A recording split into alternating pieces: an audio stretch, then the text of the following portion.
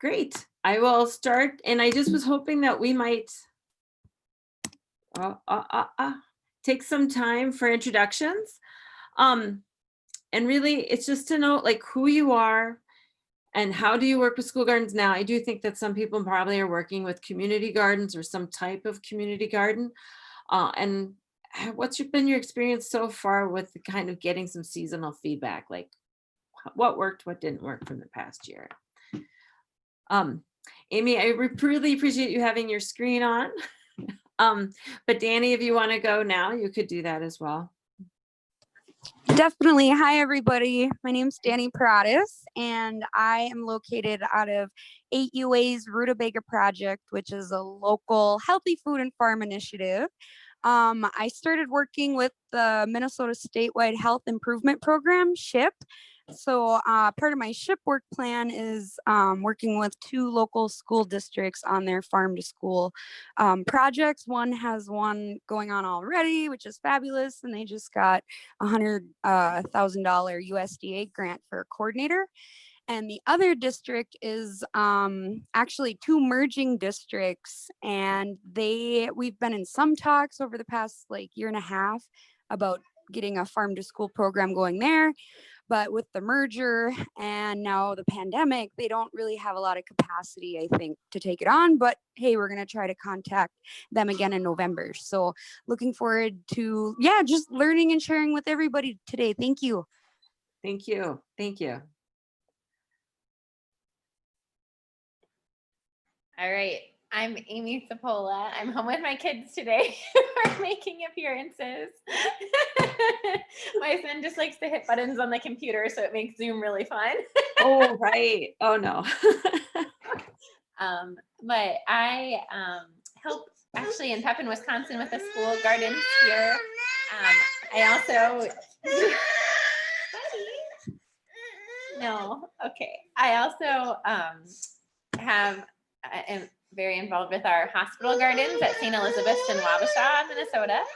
And then also our community gardens, which help supply food to our local food shelf in Wabasha as well. And then we have 2 schools in Wabasha, which have some interest in school gardens, but we haven't gotten there yet. So Gotcha. Yes, you guys are both super busy. Got a lot going on, both of you. So maybe some of this will make sense. And really, what I find really works is that we kind of pull some kind of principles together and kind of use that for moving forward. I don't think there's a one size fits all by any means. So I'll move forward. So Amy, you might remember this slide from last time. Here's my heart. Kind of sits there with veggies. Again, just a reminder that we're dealing with a lot at one time. And I would say with crises, we have a number of opportunities that hopefully will be opening up. And so multiple crises include climate change, of course, COVID. And I would say even like the struggle for school budgets. Again, we are all being hit hard and asked to do more and more. So there's a lot of breaking places where things are fracturing. And so it's a time of change as well. It will be, I hope. But we have to know that everybody's feeling pressure from multiple places. And sometimes we don't even know that we're feeling that pressure. Les, I also want to say, I don't think I had this one up before. This community gardening is 100% people and 50% gardening. And that is from the godfather of community gardens when I was up and coming in that space. So Danny, my background actually does include community gardening. I did that for 8 years. It felt like 18. And then I came in more and focused more into school gardens over the last 8. So been in the space for a while. And then but this one, I just have to say, I put it up there because it is still true no matter what kind of collective gardening situation we're in. And for the most of us, we could put in a garden. We can always put in a garden, and maybe we can even maintain that thing by ourselves for a while. But if we wanted to live beyond us, or to actually have more meaning, or to help grow grow the potential of what's available in there, it's going to require more people to be involved. So, and the other thing too that I don't have on here, it's easy to dig. I mean, it's easy to dig, like put a garden together, but it's really hard to maintain. And so always saying start smaller, start simpler. I'm not my best friend when I say that. Like I don't really listen to myself all the time, and I have to like hold those mantras in my head like, okay, Kirsten, you know better. Let's try and do this again. So again, kindness and caring for myself as well for you guys. All right. So I'm going to just, I know it kind of goes without saying, why do we get feedback at the end of the year? Really, like many of us, like I'm a project manager as well as I try to organize. I really need information for the next season. Like I need to know what seeds to get, what plants I need to get. Am I going to have to order them ahead of time? Is there somebody who's going to be able to start those seedlings? So it's usually that crops piece. Or I might like be asking questions around the process, like how is this working for you? How is it not working for you? Do you like the way that we do the summer care? Do you have any other ideas for how we do that? And then participants, again, who's participating, who's not, who do we wish we were?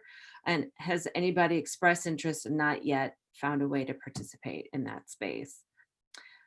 When I, again, back in my day, we would have these conversations whether community gardens are democracy making places. It's certainly a place where it could work well. Again, if you have a group of people trying to decide on how to utilize a space, you're starting to get into some of those processes around democracy. Like, how do we listen to each other? How are we soliciting information? Especially when you start getting into the barriers of language and background and education and economic privilege and white privilege, that all of that starts to fall into making that a much harder end goal. And so again, I'm just going to say that getting feedback is part of democracy. It's part of democracy making. And so I want you to just say, we're not going to be on the what, I want to be on the who. Who are we listening? How are we listening? Who is being involved? All right. And so that's a good lead in for the last thing. Tools. So think of it as a tool for engaging people. It can be a feedback, soliciting feedback can be a way to invite people to the garden, invite people to participate in something bigger than just planting or maintaining. Maybe they don't want to, that's fine. But then from that involvement, the deeper that involvement goes, you should expect some evolution of your processes. It's dynamic.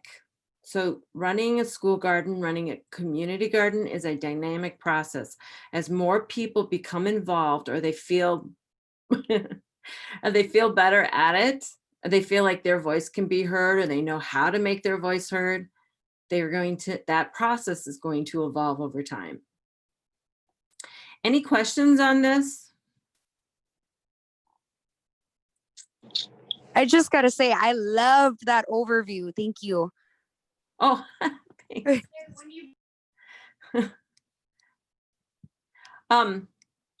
Well, all right. So, and that's all, like, we're going to need to have something written down by the end of it, but really it's the ends. How does that go?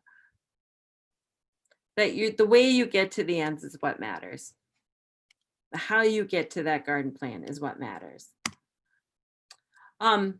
So I have a star philosophy around when I get feedback. And so if I can't meet my star, then I might just go, I'll have to rethink how I want to get feedback. So salient, do the people that I want to ask, do they connect to the topic? Is it timely? Usually we say the sooner the better, like not before the snow falls in this picture, but rather like back when you're harvesting. Ask people right there, right then, when they're in the moment, what are they thinking? Authentic. So is the input authentically desired? We've all, well, I shouldn't say that, but I know that we tend to get over surveyed. And when I work with people on how to do kind of assessments or feasibility studies, it's always so many more questions than they actually need or that they'll know what to do with. And so that's a iterative process. So when you're looking at what kinds of questions you want to ask, this is where it does help to have a group of people that you're working with. Even one other person can provide important perspective on this. And then relevant. Now, does it have personal meaning to them? So if it has personal meaning to them, as you can guess, that it's gonna mean something for them to try and participate and try and give feedback. And then right down here, so what we're gonna do with all that information is what we end up leading towards. I'm making this sound a little bit more complicated than it is, but again, really just having a couple principles in place can really help with, okay, now I think I'm ready to get started. So just having a way to kind of do some self-check. So getting started. So what resource, oh, and me. Any questions on this? Okay. So getting started. So really, I want you to start from wherever you are. Wherever you are, whatever gifts you bring into the picture, those are the ones that we need. That's where you need to start. Yes, dancing children are great. They get they get people's attention every time, right? So what are those resources that you have? I'll be honest, I brought my baby to a couple meetings where I needed people's attention, and I sat him down and I said, this is why we're doing it. Max doesn't remember any of that, but it was very effective at the time. So what other resources are around you? Again, sometimes it's just really like asking people, and they may or may not be able to do it. But maybe they have something that they can share, like they're really good at some electronic form, or they know what's happening in the district so that they can tell you what might be a good opportunity to get feedback or a good process for doing that. And then what information do you hope to learn? We talked a little bit about that before. And really, you might come down with a little bit of a shopping list. But then what information would be most valuable to you and why? That's an iterative question that I find when I do this, like I constantly ask that question until it doesn't change anymore. It's kind of funny, like you'll just keep asking that question and hopefully the circumstances don't change too much, but you have to give yourself a deadline because eventually you have to do it. But what information would be most valuable to you and why? All right. Can you guys see the picture? So make sure you can see the picture. So whose voices should be heard when you're kind of getting feedback from the last season? So what I'm asking you is, I mean, like really, I wish I could blow this one up a little bit more, but what do you see going on in this picture? And so if you want to take off your, if you want to unmute yourselves, feel free. It looks like everyone's engaged. Good, good. So who do you see in the picture? Who do you think is there? So it's multi-generational.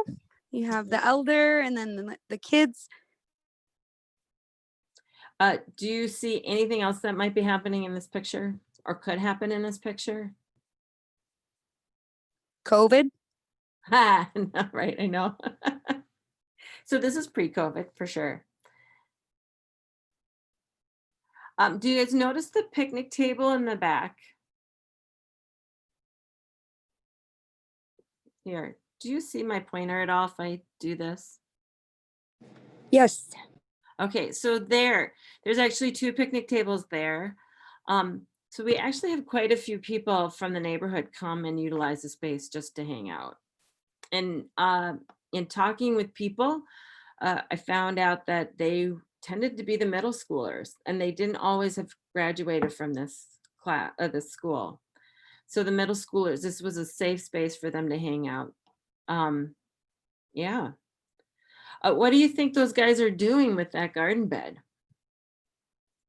Do you have any idea?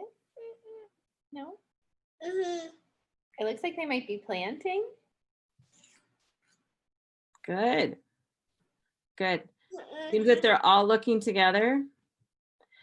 Who else might be we're not seeing in this picture, but would also be connected to this garden? Their mom. That's what Gigi says. That's perfect. The parents are very much involved, right? Mhm. Yep, and Yeah, maybe their teacher, if that's not their teacher. it's a teacher. It ends up she's a master gardener, Okay. but yes, the teachers would definitely be involved as well if this is during class time, right? Mhm. During school time. So master gardener, she would be a volunteer from either an organization or maybe she's a volunteer from the neighborhood. Any other thoughts? Whose other voices might want to be, we might want to hear from if we're doing a seasonal feedback? Depending who's utilizing the produce, like if they're using it in the school cafeteria, those people who are utilizing the produce. Yeah, very good. Very good. So whoever's the end user. So in this case, we had two, actually, we had families who came to harvest. I'm gonna say three. We had the middle schoolers who I know would come and harvest and eat a little something while they're hanging out there. And then we had the cafeteria. So who do you think would be, let's kind of start taking these down. So for the students right here, who do you think would be someone who might be a good asker of them of questions?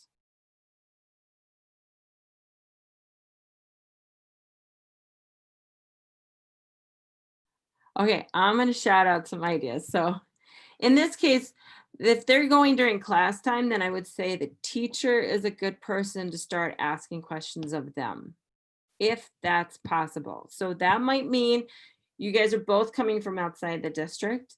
That would mean that maybe you want to write a little short survey for them, or you're going to say, you could get even more creative and say, could they do a short video on what that garden experience meant for them? You could give them some prompts, like tell us about the plants that we planted, tell us about what it felt like to put the seeds in the ground. If you're doing it in the fall, you might ask the teacher to walk them outside, be in that space, and see what questions that they have. And now what we're missing here is the why, right? So I'm going to go on the whole premise that we want to have a garden plan for 2021. But you might start to get feedback here that goes beyond any kind of annual plan. And you might hear things that where things need to be fixed, or you need to maybe more benches, or it needs to be more wheelchair accessible, or the compost bin is over full and why haven't you emptied it yet? Any of those things. Hey, is there any questions on this before we move on? When you're doing the surveys or the asking, you said you can get creative and do it like as videos. Are you doing any like written surveys or is it mostly verbal? That's a great question. If you're gonna do written for this, it depends on where they at in their reading, right? I would say that for the most part, if you have a written questions, you are gonna have to have someone read them out loud. And that's why you could do something that's written for the teacher to take some time out and to ask the kids. The benefit of that is that the teacher will be thinking about the garden. So, and you've made it teacher friendly. You've like handed it to them and then they can write some comments. Or depending on where the kids are at, the kids can be writing down comments. Or again, depending on where they're at, they could do a video for what they think about the garden and share that with you. So the nice thing about that kind of feedback though is that when they're able to articulate it in their own words and we're able to get at least photos or videos, that makes for really great storytelling later for when you need some kinds of resources to support whatever it is that you're doing. Or if you decide that you need to approach an organization that has some additional capacity in a certain area, or if you're looking to get on a partner of anything. So, or maybe if you've identified a role within the school, that maybe the school can actually step up and take on some of that. But again, like having it in their words is the most powerful thing. The next powerful thing is the teacher voice, and then the staff voice. And I would say also parent voice is also right in there. Those are the most important I mean, those are very powerful. I shouldn't say most important. I would say the other one are the other users. So your neighbors become the next ring of really important voices to hear. Again, who's using the garden, who's going to take care of the garden. So if it's a maintenance issue that you're starting to see, then yeah, then maybe the parents become the first thing. You know, you really need to hear from them what their capacity is. I'm picking on my kid's school here right now because I know I photo permission for this one. The piece of it on this one is that yes, the parents do take care of it. And the teachers, there's only one teacher that lives in the neighborhood. So it is incumbent upon the parents to take care of this one. All right, last questions. All right, I'm going to move on. Oh, I am going to move on. Let's see. There we go. So I know, take a snapshot with your head. Take it with your eyes real quick, everybody. Here's some general topics. So what we grow, usually that's what people want to talk about first. Like, what did we grow that you liked or didn't like? What do you want to learn from those plants? And so actually the plants can be opening up a whole lot of doors around curricular connections. That's typically the first place that people want to go. And it makes sense because when we're talking about a garden, we're often thinking about the plants. But it could really be about how we want to get that garden planted in the spring. Who's going to use it when it's ready for harvesting? And then garden care, how are we going to take care of it over the summer? So maybe there is a summer program, but chances are there's probably not. And so in that case, is there a partner that we want to bring in that might be able to use that? Is there a Boys and Girls Club? Is there a senior citizen group nearby? But if you're identifying that the garden care is becoming a problem, then that's where we need to start doing some work. Community events in the garden. Maybe there are periodic events in the garden that have really nothing to do with gardening, but maybe it's like sign making, you know, so it doesn't all have to be like taking care of the garden per se, but it could be, or maybe it's a hybrid, like we're going to put some fun stuff in the garden, we're going to make some signs, and we're going to fix the garden. But you want to just get some sense around that. As you start to ask people around this garden care and the community events, that's where you're starting to build out the more connections to the community. That's going to make a stronger support network for the garden in the long run. And I am thinking primarily of school gardens. Danny, and you guys are both working with community gardens, where it is, if they are full functioning adults, like there's not any kind of issues around if this is meeting the needs of some kind of institution, then they might be able to start to have enough capacity within themselves. But again, one of the things that we learned with community gardens is that these places can be almost invisible to people, and they're left with more questions than answers. So the more that you have community events in the garden, the more that the rest of the community knows about it. So if there's some kind of issue, or if there's a project, or fundraising is needed, or maybe you're having a vandalism problem, that you have a network of people you can draw on who might want to come together and bring their best ideas forward. So it's not always landing on the one person. It's really your job, Amy, and your job, Danny, is to facilitate the assets of that community coming together in this space. Does that make sense? And so your feedback mechanism shouldn't overtax you, but it should also be able to help like invite, involve, and let the garden evolve. Right. And then lastly, I'm going to say garden builds, enhancements, or repairs. Again, that's right, where you're going to need some talent. Maybe you want some carpenters, you want somebody who knows what they're doing, you want people with tools maybe. You need somebody who can design something and let them come in and design it. Again, they might tell somebody else about this garden space that ends up becoming yet another asset for that garden group down the road. All right, so these are topics. Any other topics or any questions around these topics?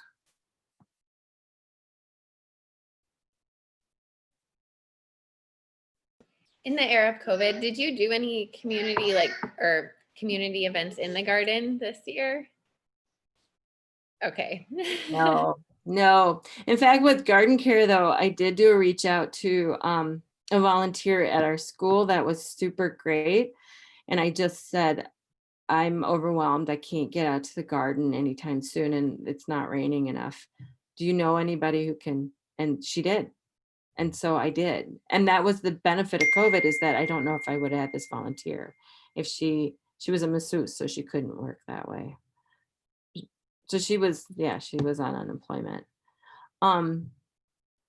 Yeah. So what I started chatting with her about was like, oh, you know what? I really appreciate you coming in like you did. And so I did this first question. I'll do this first one up here. You know, what worked for you? What's not, what didn't work for you? What was confusing for you? Just so I could in my head say, okay, do I need better signage? I always need better signage. You know, or do I need to do a video on how to water? Maybe I need that, or what can be pulled, what can't be pulled. And then just to get her ideas really around what could we do differently? I don't know if this question's quite right, but what would you do differently and how would you do it differently? You know, she might come up with some great ideas. She did actually. She said, you know, our district council has a garden crew, so maybe we can connect with them. So because garden care in this particular, at the school that I work in, is really tough to get to. And I don't have the strongest family involvement that I would like to have. So that would be a problem or a need-based question that I would start to tackle with that one. So in that case, I would say the voices that I need to hear from families, and I need to start kind of saying, is there even interest in being in the garden or participating in the garden? How do people feel about the garden? Do they feel like it doesn't belong to them, or they're afraid of touching it? Are they afraid that they'll do something that will destroy a plant? Maybe they don't feel like they know who to talk to. So there's all these emotions that might come in as a barrier for them to become involved in the garden. And then the question is, how am I gonna, it's a difficult family group, but let's try and dig into that problem a little bit more. And so again, maybe it's signage, maybe it's videos.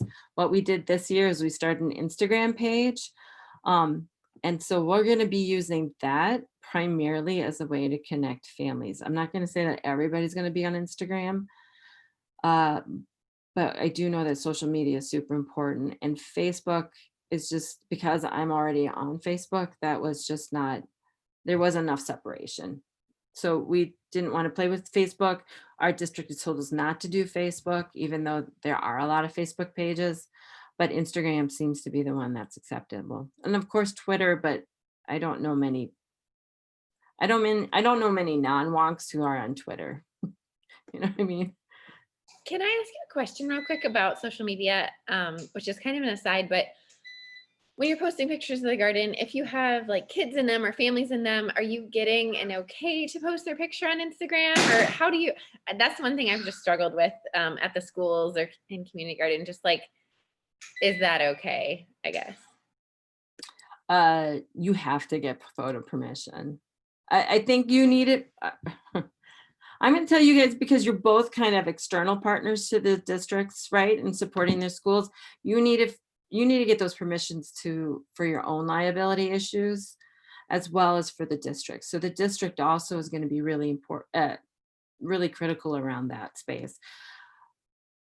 You know, this is why, again, it's really important to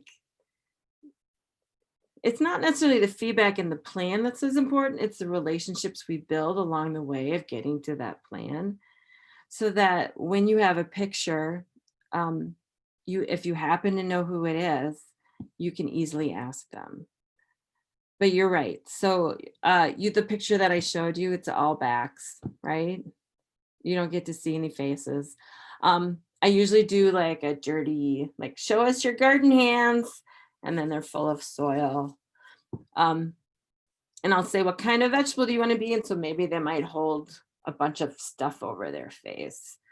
So you just can't show faces, and you can't show anything that might be, people can identify who that is. They have a right to privacy. So yeah, it's a tough thing. And some teachers know who has photo permission and other teachers don't.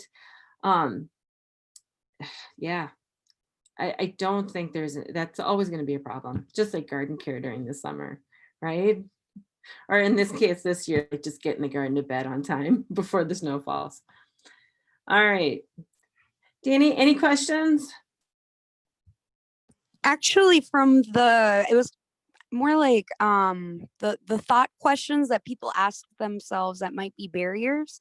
Do you have a slide on what those are? I don't, but we can kind of get to that down the road.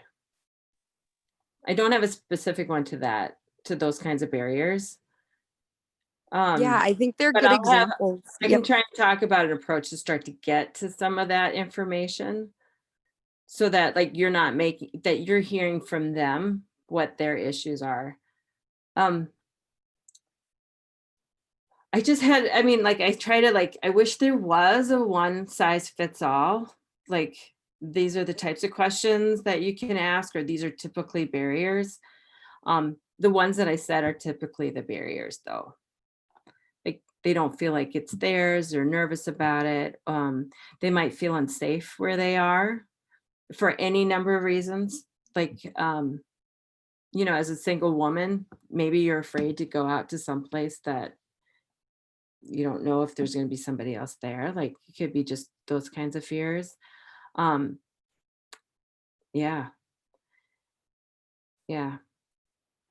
Tell you what, Danny, we can kind of try and see if some of the other following videos, slides start to answer your question. How about that? Sounds good. Thank you. Okay, thank you. All right, back. All right. So again, you're going to get a copy of the slides, and they'll be right there, but these are 8 things. So keep it simple. Like I said, it's too easy to overcomplicate anything. Secondly, make it fun. If you're not having fun, then they're not going to have fun. And if you design something, maybe the kids design something, maybe another parent designs something. That's where getting into some of those talents that are in your community, that are in the school or in the community garden to bear. Like let them shine. So ask for some help around that space. Does anybody have any fun ideas for getting some feedback about the harvest? I did this once. I did this with an intern, and I don't have a picture of it, unfortunately, but she made the coolest sign for me. It wasn't around feedback for the season, but it was around trying to introduce a concept to the students. And I was just kind of I was just trying to pull stuff together. And I said, I really need something better than this. And she came up with it. So again, it was her chance to shine, and she really brought her skills to the fore. I would always say, again, keeping that simple, it means utilizing existing venues and processes at the school. So are people getting together? How are they connecting with folks today? So for instance, can you think of your school that you're working with right now? And how are they getting information out to families?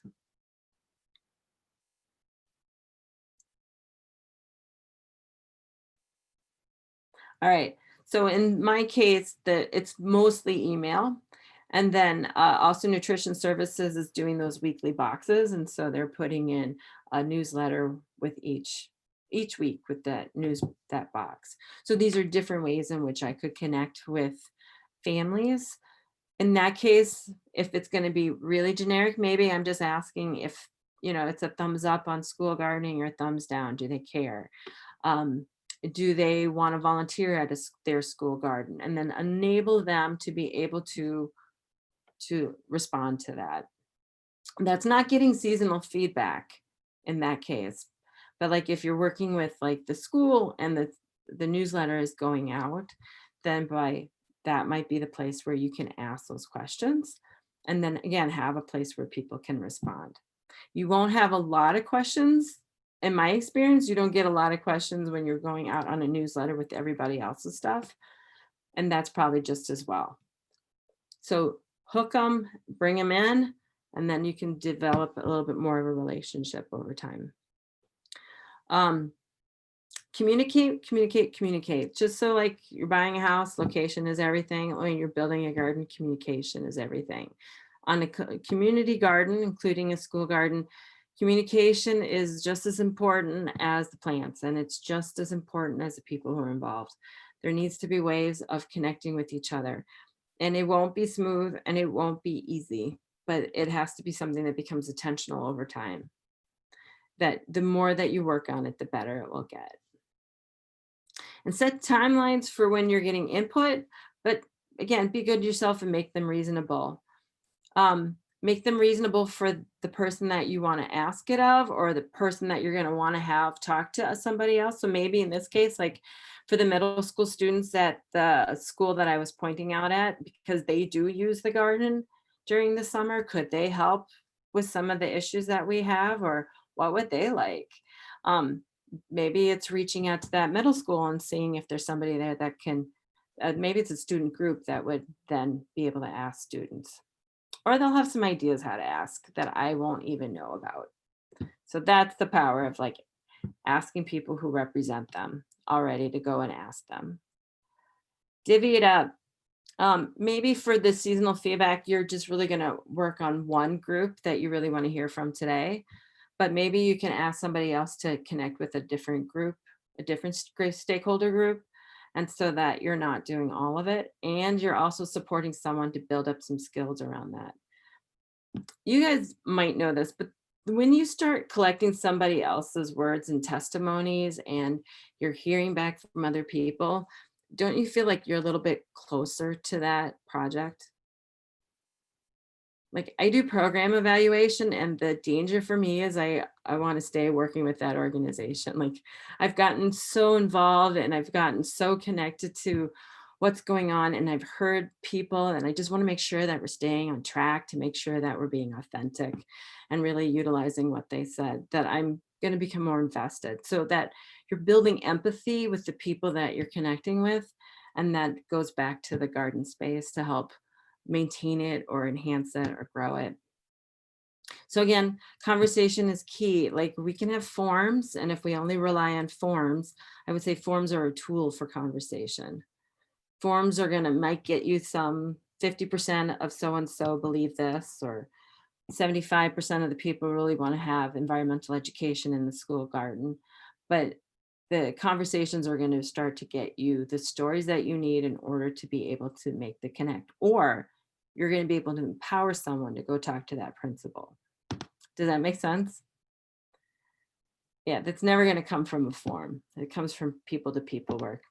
And then I would say over time, you're going to start, hopefully you'll build up some tools. Like maybe it will be at the end of each season, you just have a form that you have the teachers ask the kids.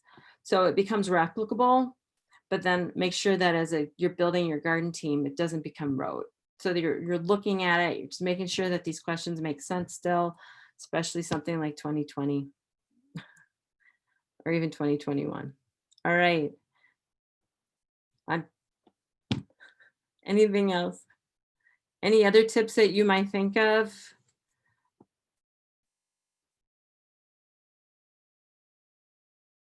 I don't know if this is standard, but we're really, really lucky. In my agency, we have retired volunteer programs where they get, maybe a little stipend, and then, yeah, it's added incentive for extra help. That's great. That's great. Do they, by any chance, Danny, do they train people to do some of this as well? I know they go through maybe like basic orientation for the volunteer program for like safety and lifting, and what insurance would provide in the case of an accident. But for actual gardening, I'm not quite sure. I mean, that would probably come through us or other volunteers that are there and do show up. Good question.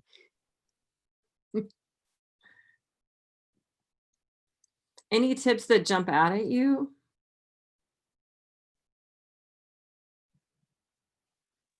in terms of like training volunteers? No, this is all Oh. about soliciting feedback about the last season. Okay. I think that if you could do surveys definitely on paper, but then online, everybody's using their phone nowadays. So Google Forms seems to work really, really simple to input and get the Excel spreadsheet out of the Google Suite. Yeah, so make it as easy as possible. Yeah, yeah. Have you had, all right, I might move on because I think we're getting close. So we have like 15 minutes left, everybody. All right. So this kind of, Danny, nice job. You were leading me to the next one. So when and how. This is a text heavy slide and I apologize for that. And I was trying to figure out if I want to bust it up or just kind of keep it as a reference slide. So really when and how. Oh, so when I got my certificate in program evaluation, it was depends. Everything was depends. You know, you ask a question and it depends. But it truly is. Again, it depends on the feedback that you want and what fits the opportunity. So that's why kind of doing that. What kind of resources do you have at your disposal that you want to put forth, and what kind of resources are around you or available through the school? So there is a face-to-face or just no regular outreach. So this outreach here is like handouts. So it's something that might go in a mail or might go in a distribution of some sorts for families. Knowing your school is going to be super, super important. So building that relationship now with someone in the school. I don't know, Danny, do you have a staff person that you're liaisoning with? Sorta. We have the guy that is now the superintendent for both school districts, and unfortunately at that level he's pretty busy, and he controls the like meeting agendas month to month. So we're thinking of using the fax teachers, since they're going for this cool new snazzy academy model, that is part of their, curriculum, to have the farm to school program, worked in. So yeah, if we can have the teachers, and we have a 4-H club with an extension coordinator, who works with the school as well to promote her 4-H club activities. So a couple different ways. Okay, that sounds good. So if you're going to stick with the facts, then you're working with high school, maybe down to grade middle school. for Yeah. farm school? Yep. Okay. Okay. See if there's not somebody within the administration at each of those schools that you start to pull in, at least into like an ad hoc or an informal garden group, like another group of people that might be involved. I find having administrators involved, at least somebody could be like the assistant principal. We have some other kind of like teacher coaches within the staff. Somebody who's kind of getting an overview of what's happening in the school. That's also very helpful, because then they can tell you what might be coming up or what changes might be coming up. But the facts teachers is going to know what's happening in the school as well. So that might be like, so that's why I'm trying to get at during COVID and doing outreach. You're absolutely right about Google Forms is certainly one way to do it. You could, what I also would encourage you to do is have some kind of, I don't know, office hours is the right word for it, but using Zoom as a friend or Google Meets. But that's why it's important to know, having somebody within the school itself to tell you what are the platforms that they're using. So I could talk about all sorts of platforms, but really in the end of the day, you want to use the platform that they're using. Does that make sense? Yes. Okay. I do know that like things like Google Classrooms is used widely, but it's not used universally. So so you'll want to find out about that. Also, almost every school that I've ever connected with has like an all staff email, and there will be differing rules around who can use it and when. And so if you don't already have access to that staff, all group staff email, which you probably don't, that's why having someone who can be present for your questions, who can be a partner with you in sharing it with the rest of the staff. So let's say you wanted to have, you want to have one of these open hours on Zoom and or Google Meets or whatever form they're using. What's the other one that they use? Skype. I know Skype is one. We use Google Teams if it's not kids, but we use Google Meet a lot. So you could have that open space. You can have the same with Google Meet. You can say, here's the code word I want to use, and you can just say, every morning I'm going to be on my Google Meet, and we can talk about this. Or maybe you're trying to find out, you want to connect with some of the students around this space. Again, if they're in hybrid, I'm not sure your administrator is going to be hopefully protective of their time and will not try to tax them. And so that's somebody that you're going to trust and you're going to work with so that you're not creating more of a problem for the teachers involved during COVID. But they might have ideas for how to start getting some feedback in ways that you haven't thought of, or I haven't thought of, right? Like these are some of the things that are going on today. I feel like I'm talking around it and not being specific enough. Any questions around that? Well, I'm going to ask you, so ballots, so handouts usually is like a way to communicate we want to do something. It might be a way that they send something back.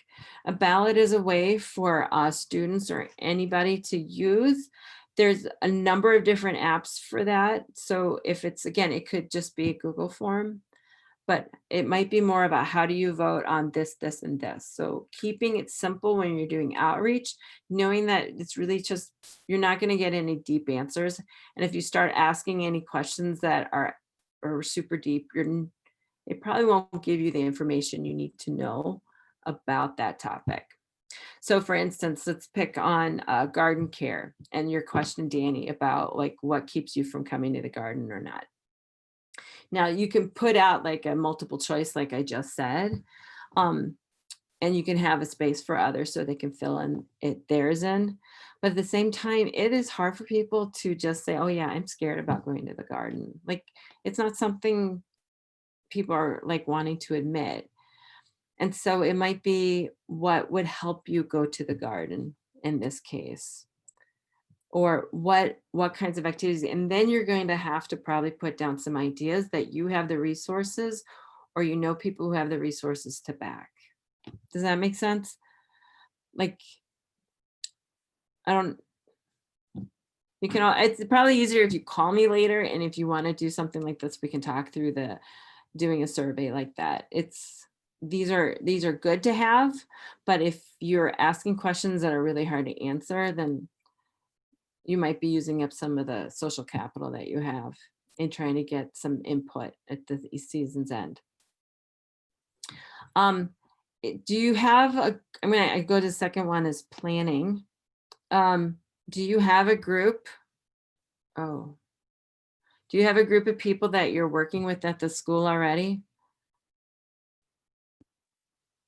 So one of the districts, not the one I was commenting on before, but yeah, they actually have now a farm to school coordinator who has it's a smaller school and they do their own food sourcing anyway. The other one goes through INAC, a big food distributor.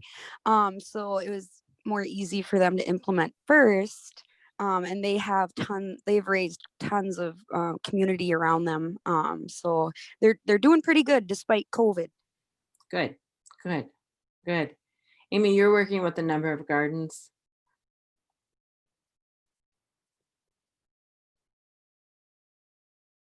Maybe it's not a good time for me to ask you. All right.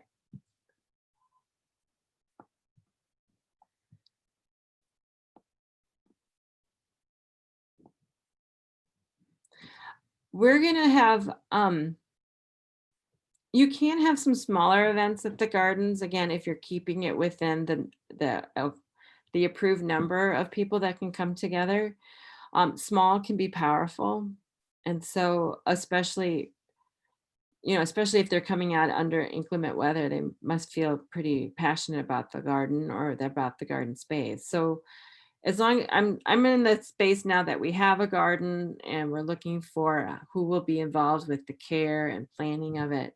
Um, this could be a great group to which to start with. So when you have an event that people come together, have a few questions in which that, again, you're able to ask like some of those deeper questions that are really hard to have people write out or respond to, or maybe you can guess what their answer would be, what their response would be, but allow them to talk in their own words. And that's where you could start to form a small group of people and use something like a Padlet or Google Drawing, or just have a Zoom meeting and just really start from there. Or maybe you have a Google document that you're all working on. The one thing I have noticed with being online a lot, though, it's important that you're dividing up some of the jobs, or you're laying out what that process is ahead of time, because this is a new ground for everybody.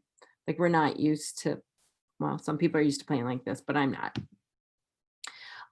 And I wouldn't assume that everybody is, especially if they've never been involved with a school garden or community garden before. So there's just a lot of learning along the way.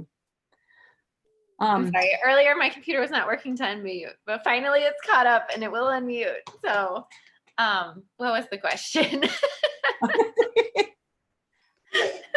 That's okay. You're doing great. I'm really impressed. We're trying. But our the feedback I've been getting so far is really minimal. So I like the idea of keeping it simple and kind of asking like for more verbal feedback. But my student population, at least at the school I'm working with in Wisconsin, is young, like pre-K and kindergarten. But I do have the principal involved as well as the teachers. But I'd really like to expand the involvement to some of the older kids as well. And, really at this point, they're not giving a lot of feedback as far as like seed selection or what I grow or like helping with maintenance. It's basically me keeping up the garden and they come up and learn about it kind of. Yeah, especially when they're that young. Yeah. Yeah. So, I mean, well, keep that garden extra simple then, is what I say. Are you trying to get into the cafeteria? Yes, I would love to. At this point, the gardens are pretty small, so I don't think we probably grow quite enough, but I would love to. And they have a grant for a greenhouse, so we're trying to work to get that maybe put up and maybe expand the garden. So, and then at the hospital, we have administrative support and get feedback from our volunteers as well as our cafeteria. But I think, again, maybe asking more simple questions would be good, because sometimes I think we get too carried away. He wants me to read to him right now. Yeah, you can read to us right now. That's great. Awesome. I'll go back. All right, well, we're pretty much wrapping up anyway. So thanks for jumping back on, Grace. I also if you have events, you could do dot surveys. If you come up with a game, this might be something for kids to work on. Again, Amy, like having a direct ask of the older grades might be a way to start. And it might be like having them, you're probably going to have to do some kind of assessment with them and the teacher. So is there a chance, do they want to do buddies? Like they do buddy mentors and buddy up. So you have the older kids come up with the younger kids. And it probably wouldn't be all the kids, but those that have kind of shown that they have self-management skills or have, if they finish their work, it becomes like an incentive for that. That's a great idea. Yeah. It just like, I know in our school, the timing is everything though. So sometimes it works and feels like most of the time it doesn't. That we just like, okay, we'll just keep moving with that one. But so yeah, getting the older kids involved, they would probably have a better idea. And I would say for your cafeteria, I can't say it enough, less is more. So even just having a few crops, and maybe you're just doing plant parts that we eat. So you're just looking at 5 different plants that you're going to put in your garden that represent each of those 5 parts that we eat, if that works out for them. So we do a salad garden in the spring because we can. And if you have a greenhouse, you'll have other possibilities as well. And then having something at the end of the season as well, which is tended to be green beans. And of course, tomatoes and cucumbers. Oh, and greens. Greens. I love me greens. All right. I would also stretch and kind of ask again, like I had mentioned before, when you're gonna, if you want to get student involvement, you're gonna have to approach the teacher, I think would be the easiest thing to do. And say, is there some way that you can get some of these questions answered? They might just want a prompt that they can kind of blend in with their English language arts classes, so that their literature, their reading, their writing. There might be like a student club at the after school, especially with the older kids. But maybe there's an after school program, usually like 2 days a week, that I've heard of. I'm not sure if it's ubiquitous, but there's usually some kind of after school gathering of students, even for elementary. And that's a little bit more flexible time. And so for me, that would be a golden opportunity for any partner to be able to come in and work with kids on that space, just to start getting the school used to you, because it's not a high pressure time slot for teachers. You're not eating up the minutes that they have for teaching. And this is like when they're at the school. So in that case, then it's a much happier place for a school to be at. Sometimes I would say recess could be another space, but again, if you're trying to grow something or having a team of kids that will have some capacity to start doing some of the assessments, seed planting, seed starting, any of that, you'll want a group of kids. And it really doesn't have to be too many to start with. You just want like excitement. Remember, people love success and they get really excited. So sometimes I tell this story. I go down to recess and I ask people, who would like to help me harvest the garden today? And I get 4 hands, which is perfect. That's all I really wanted, right? So they come out with me and we harvest and we bring it back to the lunch lady, and we got pictures and everything's great. And then the next week I come back and I say, all right, I'm just looking for a few volunteers that would help me with harvesting in the garden. And you guys already know where this story's going, right? So half the hands go up. And I'm like, oh, I can't handle half of all 3rd grade. So on my own. So it is like, success is something you might have to plan for, and just to have a process for dealing with success as well.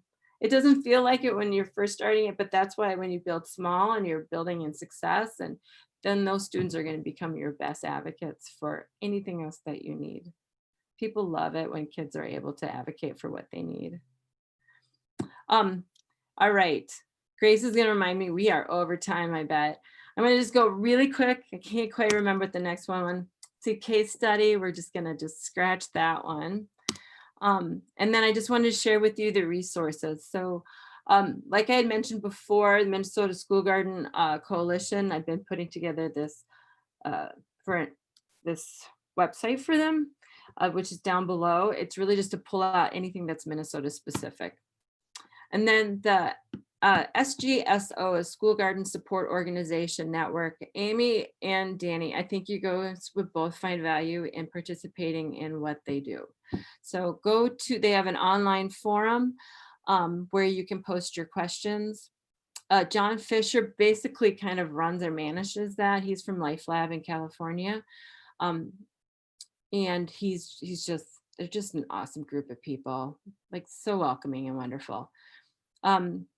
And then I've just put you the link towards the webinars. I think they can be hard to find, but once you go to that spot, you'll see all the other kind of resources. So yeah, really, John does a great job, and it's really evolved over the years. So some of it still feels a little old and clunky, like back in the old days, like 5 years ago with internet stuff.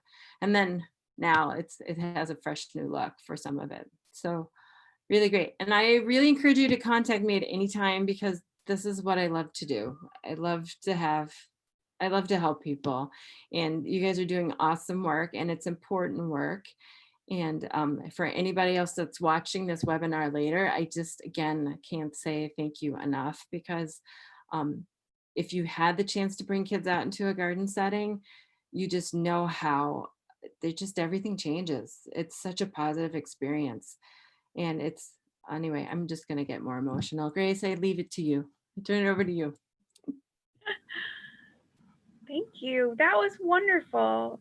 Yeah, it's something to get emotional about. There's so much that school gardens bring together and make possible. So thank you for everyone making the time today and Kirsten for sharing your expertise.